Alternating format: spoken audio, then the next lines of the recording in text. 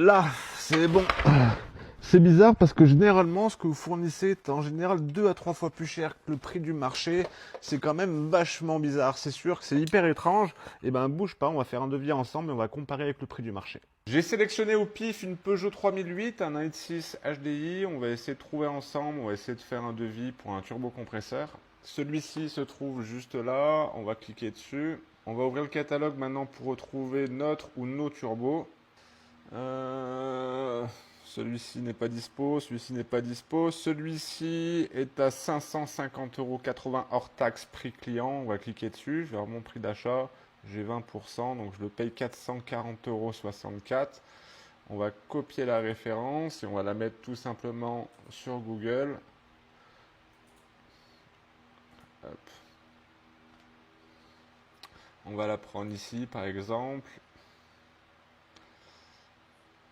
Et le turbo est revendu prix client 365,68 € TTC.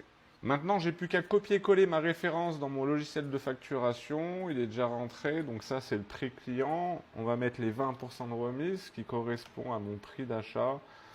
Et en fait, tu vois que le turbo, je le paye 528,77 €. Alors que sur Internet, il est à 365,68 €.